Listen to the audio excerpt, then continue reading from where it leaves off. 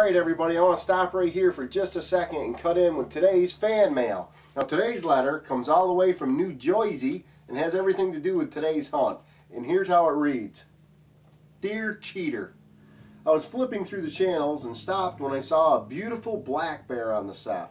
I've never seen one of these rare animals in the woods when hiking. I was horrified as I continued to watch and realized this gentle creature was at one of your bait piles. You are not a sportsman, you are just a killer. Hunting is wrong. Baiting these poor animals is super wrong. Just because you're not intelligent enough to catch a bear with your own brain doesn't give you the right to lure him in and kill him. This is an unfair tactic and you make me sick. I hope your show gets canceled. Well, I'm not going to read the name, but believe it or not, this is one of the only letters I've ever received that has a signature. So I have to start by saying thank you, Jay, for the letter.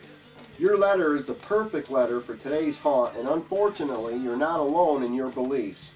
Hunting over bait is an aspect of my sport that is under constant criticism and on the forefront of controversy. But here's the facts on baiting. To take a closer look at baiting, we should jump species and take a closer look at ourselves and how we're affected by baiting in our everyday lives. When we go to buy a house, we're baited. And when we go to buy a car, we're baited. And even when we go to the grocery store, we're still baited. Just about everything we do, every time we make a purchase, there's some sort of sale, some sort of discount, some sort of call now, limited edition, one of a kind, bait. But that doesn't mean we're going to fall for it. Ultimately, it's our decision to choose whether to take the bait or not. And likewise, these bears don't have to come to my bait. Maybe they'll go to my neighbor's bait. Maybe they'll just wander around the thousands and thousands of acres they have and never go to any bait.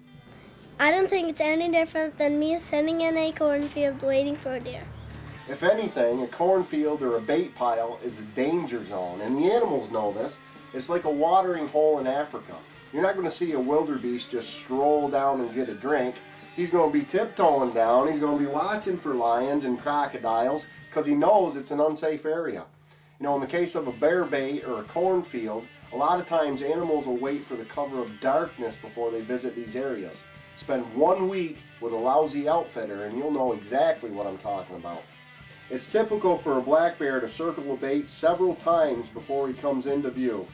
Again, they know this is a danger zone and they make sure it's safe before they come in. Another reason we have to use bait is because of the dense animal populations. The black bear is not a rare animal, he's just a smart one.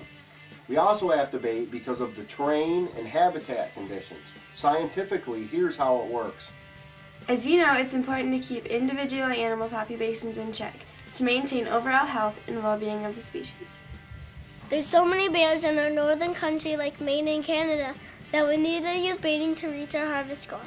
Government-paid biologists that are trained about these animals and study these animals are the ones who determine how many animals need to be removed from the population. And it's our job as hunters to reach that goal. And the problem with bear country is that it's very, very big woods and very, very thick woods. If we use standard hunting tactics like tree stand hunting or still hunting or spot and stalk, we'd never reach our harvest goal. They'd literally have to open up bear season year-round in these areas. We can't hunt bears when they're having babies.